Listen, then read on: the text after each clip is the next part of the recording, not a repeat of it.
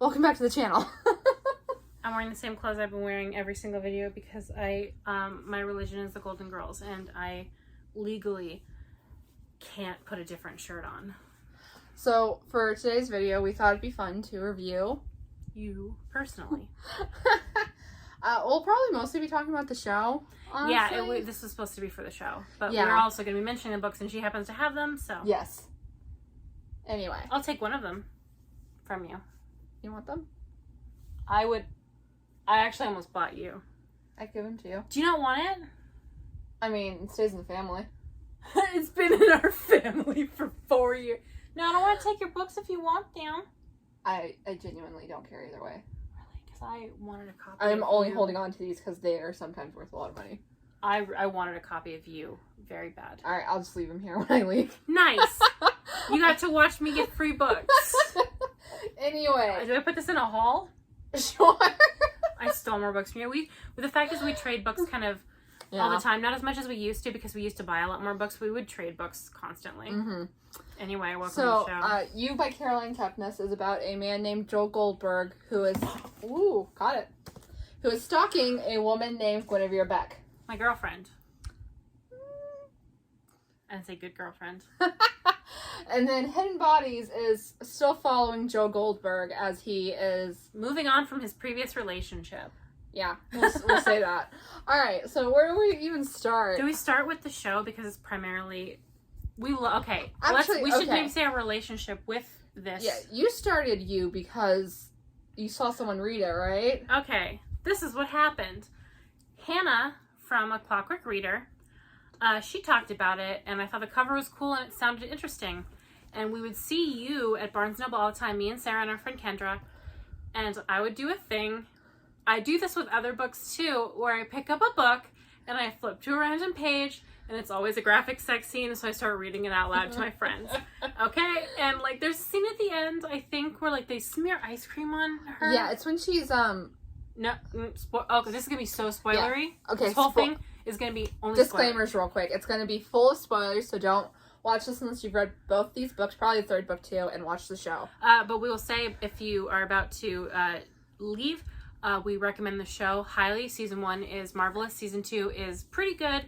And as for the books, I think I would recommend the first book, and then just don't read more. So, and trigger warning for stalking, murder, and kidnapping. Is there sexual assault? I don't think so. No, not really. Okay. Not at least that I remember. Yeah. Okay. So anyway, the rest is going to be very spoilery. Yes. So I do this thing where I read random things. Every time I went to Barnes & Noble, I would read from the middle, and I eventually got intrigued enough with the other things I was seeing and hearing about it that I was like, okay, I'll read the book. So at my local library, on Scribd, I read the audiobook, and I thought it was okay. It was very compelling. I didn't like Joe. I thought it slumped in the middle, and then the ending was interesting, sort of. I had very complicated feelings on it. I didn't really know if I liked it or hated it. Mm-hmm.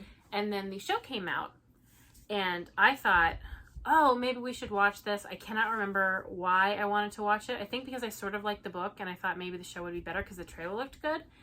And we watched it, and at least for me, I don't want to speak for you, it's one of my favorite series. We watched the entire first season. Oh, yeah. Because this is back when I still had cable, so we had them all banked. On Lifetime. Yeah. We watched them on Lifetime. We had them all banked, and we watched the entire season in a day. It's in my top 5 favorite seasons of it. What I will say is, like, I enjoyed it so much until the last 5 seconds. We don't count the last 5 seconds. Those don't exist. I thought it was a pretty perfect, like, season of, or like, I don't know, show. Like, the season was perfect. It's like Jessica Jones was perfect. For one season. The first Haunting of Hill House was perfect. This is perfect.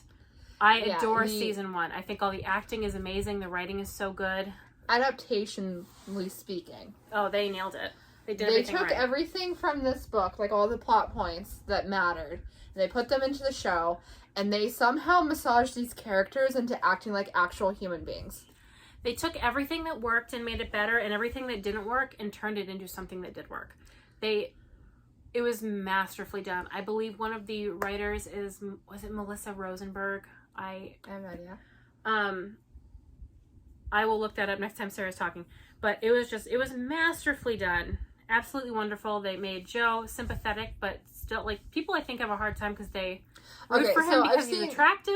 I've seen some people say they don't want to support the show because other people like Joe, you know, sexually.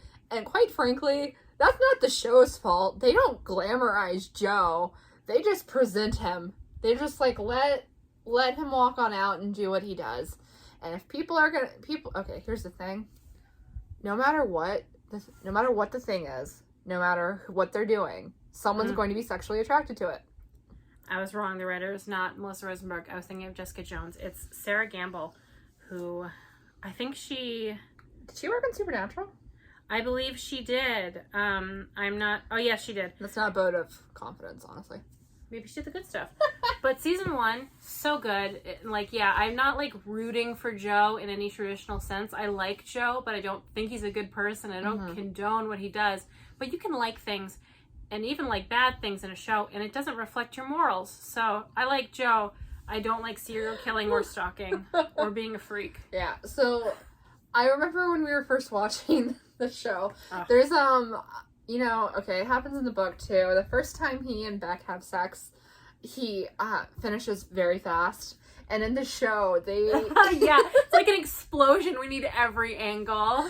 They kept playing it over and over and over again. Such good editing. But yeah, they played it like at the end of the episode, and the beginning, his point of view of it, and then her point of view of it. And it's like... so funny and overdone. I don't know if it was supposed to be funny, but it was. I think it was. It was hilarious. I think it was, because you need some lighthearted moments in a show like that. Yeah. I will say, the one thing in the show that just really didn't make sense to me at any point is, like, when Joe ends up at that festival with Beck, and she is not suspicious at all. He tells her the truth. Eventually, but she's still just like, oh, okay. I guess, like, if it was me... I would think it was a hell of a coincidence, but I guess the story would kind of make sense. Like, oh, they sell old books. He runs a bookshop, and he hadn't done anything shifty yet. So I think I would give him the benefit of the doubt. But then he immediately was like, no, I followed you here. And it was like, then that's when I would have a problem. I'd be like, that's definitely weird. Yeah. I also think because they had to massage Beck into a likable character, which is not easy from what she was in this. The actress. So good. If anyone else had played Beck, it wouldn't have worked. Like, with this book, it's a thriller, so, like, with thrillers, you either get people or writers who are trying really hard to make everyone seem like an actual human being, or you get this, where absolutely no one is acting like a person. It's super frustrating. Yeah. It makes less sense in the show, because they made her act like an actual person, that she flips so easily from Joe to the therapist. Yeah, that was a little bit where I stumbled, because it felt like they had gotten together and then immediately in the next episode they were having problems. It felt like we lost an episode. Yeah. But so her name's Elizabeth Lale. She's marvelous. She plays Beck so well, because you do feel for her, and you still get the impression that she is, like, a little manipulative, but, like, you still, like, buy it when she's sweet. Like, this woman is so good. She's, like, and, like, Penn Badgley is also really good. Like, it's hard to walk the line with a character who is an evil weirdo monster. And he manages it really well. Also, because of how they fixed Joe as well. At the end, when it turns out he kept all of Benji's teeth and the used tampon, which, I mean, it's in the book too, but in the book, you're just like, yeah, okay. Yeah, it makes sense for him, because he's a little less human. Yeah, but in the show, when you find out he kept, like, a used tampon of Beck's, it's just like, hey, Joe, what you doing? It definitely makes less sense, because in the book, she seemed way less interested in even knowing him, whereas in the show, except for, like, a little bit in the beginning, like, they were talking a lot, they knew each other a lot, so it seemed a little weird that he would feel that necessary, but, like, it also made sense that, like, the scene where they have sex for the first time with that awesome song I can't find, how he's, like, got one of her shirts and he's got, like, her diary or something and her cell phone. Like, I believe that. Yeah, that's fine. A used tampon is so severe. Yeah, it's a step up. Like, and I just, like, the phones are fine, but the teeth in the tampon, at least in the show, in the book, it's fine, but in the show, it's like, you have a moment of just like, okay, but Joe's not that dumb. Also, I will say, in the show, when he was smashing Benji's teeth, he had to stop to throw up, So I have a hard time believing he'd fish teeth out of a rotting corpse's mouth to keep as a trophy, when he also kept Benji's phone, and he needed it for, he should have just had Benji's phone. He didn't need the teeth. And she still could have had, like, a glass thing that she had to pick up for the end. Did he have something with Peaches, too? He had Peaches... Shoot. Did he have a book? Did he take the book back? No, it wasn't a book. I don't know what he did have Peaches, but he had something of Peaches. Wish it was phones for everybody. Yeah, like, trophies don't automatically have to be gruesome. Yeah. The teeth just doesn't make sense because how he reacted to breaking down the body and stuff. It just doesn't really make sense that he would be able to get the teeth or that he would want to, because he doesn't think he's a bad person or out of his mind or wrong. He thinks he's doing this for love. So the idea is, like, how would this version of Joe justify keeping those teeth? Yeah.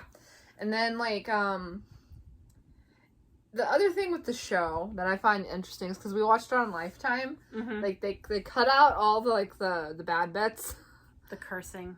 And you don't see him kill Peach because it's on Lifetime, I assume. I find that interesting, even though, like, they show him kill Benji. They don't show him kill Beck until season 2, right? Yeah, until season 2, yeah. And I don't know at what point, when they were on Lifetime, they knew that they were going to switch over to Netflix. I think before the season had aired, Lifetime had already canceled it and Netflix grabbed it. I think it was always destined for Netflix because I think Lifetime might have a deal with them, although they're on another network. I don't know what went on behind the scenes, but I am curious as to what they couldn't do because of Lifetime, because season 2 definitely has a lot more. Yeah. It's a lot more cursing and stuff. Speaking of season 2. Another complicated relationship. Okay, so if you don't know, season 1 ends with the girl Joe supposedly stalked and killed before Beck returning. She just, like, randomly walks into his bookstore for some reason, and... She wants revenge. Okay, but she would have been a lot smarter just to stay away. Yeah, because I think he thought she was dead. Caroline? I don't know. I don't remember her name. She doesn't matter. She is the whole friggin' reason for Candace for season 2. She's like the plot. I know, it's stupid. I don't like it. Maybe they thought they needed a better reason for him to take off to California, because in the book he takes off to California because he hooks up with some random girl and she steals from him, and she's completely lost the idea of who Joe actually is, so he's so infuriated by this that he takes off after her intending to kill her. Joe was just kind of some guy with stuff wrong with him in the first one, it felt like. Because had he done it before? Well, yeah, Candace existed. But, like, it just seemed weird. She definitely I think that's the best way of saying it. She kind of lost sight of him, which is weird because she always intended, like, 5 books. But Joe feels so different in every book. Yeah, every single book, he gets progressively worse, but also just different in a way where you're just like, this isn't the same character I've been reading. I don't know what her intent is. Because we read the 3rd one. She doesn't have it because we hated it. Yeah. Because we didn't like the 2nd book either. A lot of people, I think, didn't, because it felt very, like, the author had something to say about LA. So everything is just, like, way over the top. Also, and it's too much. It's nothing new. It's the same cliches you've seen 1,000 times. Just like, everyone's vain. Everyone wants to be famous. That's the only reason they're in LA. Blah, blah, blah, blah, blah. It's, like, rich, beautiful city. And, like, actually, no. LA's kind of, no offense to people who live in LA, garbage. Kind of trash. I think everyone in LA would probably already know that. I didn't live in LA, but I lived really close to LA and I would be there a lot. And I just remember it being like a place I don't want to be. Mm-hmm. Like, some people like that big city stuff. I don't. Yeah. The best addition to season 1 was the kid, though. The kid, yes. Is it Pablo? Yes. I adore him.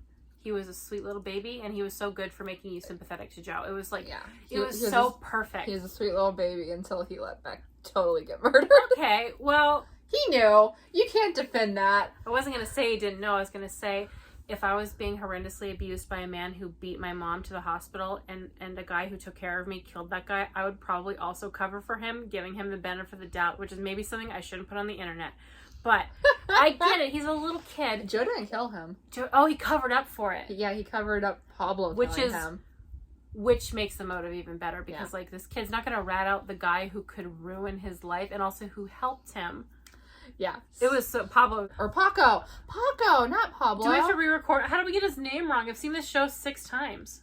To be fair, he's actually not in it very much. I love him. He's the best addition, but he's not in it very much. I'm like, I love this character so much, I don't even know his name. Paco. Okay. I have never met someone named Paco. Okay, well, Paco, I'm sorry we got your name wrong. And in the second season, she tries to kind of, or not she, the writers, try to kind of do the same thing by introducing a teenage girl. Oh, she sucks. I don't like her. I don't like people who are just snotty. Yeah, she's not very fun. And her sister is also not very fun, but we're supposed to like her, I think. I have all the names. I should probably get. The problem with season 2 is that it took material. I've never seen someone who liked this book. Yeah. The material wasn't very good. And they took that material and they did their best to work it into something that makes sense. Isn't Jenna Ortega, who plays the little sister, Ellie, she's going to be Wednesday Addams in the new Tim Burton Wednesday show. So good on her. Tim Burton sucks, but good on you, kid. I hope you absolutely kill it. Her sister, Delilah. Okay, yeah. She was like a journalist, one of those like Lois Lane-esque, like go super hard journalists. In the second, okay, I told you the premise of the second book. In the second season, Jo is fleeing from Candace and goes to LA to try and escape her. And he meets a woman named Love and her brother 40. Love, played by my real life wife, Victoria Pedretti. And 40 is played by James Scully. I just want to say their names. So it's like we know what we're talking about. And we watched the season with our friend. Yeah. Our friend Pablo. It sucked. Okay, here's the thing. I've only seen it once. I have seen it more than once. Here's the thing. I think we think it sucks because season 1 was so good. If this was just a season of a show... I don't think it's just us who hate it. Really? My parents couldn't even get through it. But, like, no, is it because it's in comparison to season 1, which I think is perfect? No, it's just not good. Because I feel like it doesn't feel like it's... I've seen bad shows. Okay, put season 1 out of your brain. Right. You're watching a TV show about a stalker who goes to LA to live the LA life, and he starts killing celebrities, but he meets someone who's popular in LA, and she turns out to also be a weird serial stalker, and she kills people for him, and he's just like, oh, I don't love you anymore because of that. Does that sound good? Or does that sound terrible? Okay, but then we saw the season 3 trailer, and my little heart was just like, you can like something and think it's garbage. That's true. I really like Phantom of the Opera. I'm reading those comparisons. All right. Season 1, I would say, is like a 9, 8.5. Season 2, I would give a 6.5. I don't know what I'd give it. It's hard to watch now because Henderson is played by Chris D'Elia, and he used to be one of my favorite comics, but then he turned out to be not a nice person, as it turns out so many people are. Yeah, okay. I have complicated feelings for season 2 because I think I can watch it and be entertained, but not as entertained as season 1. I think I liked Beck more than I liked Love, which is weird because the actress who played Love was in The Haunting of Hill House, and I adore her. I love her. Here's the thing. Oh my god. Here's the thing. If he didn't like turn on Love the second he found out she's just like him, if instead it made him love her more and like season 3 was the two of them working together, I would be so down. Like, oh my god, that'd be so interesting. They're working together, but like he hates it and he hates her, no, and now it feels like he's blaming her for him having to do bad things. If he was completely into it, if he was just completely enmeshed in this relationship, deeply in love with her, and something else came into her life to like mess things up, and the two of them, the serial stalkers and killers, were working together to fix it, I would be so down. It just kind of sucks a little bit because I think I would have liked that better too. Or, I mean, if you do something with the fact that he hates someone who's just like him, but you have to do it right. You have to nail it because this person is like him. And you have to have some kind of commentary or reflection on the fact that he's looking at himself and he hates it and he needs to recognize that he hates himself and he's a bad person. But I feel like they're not going to do that.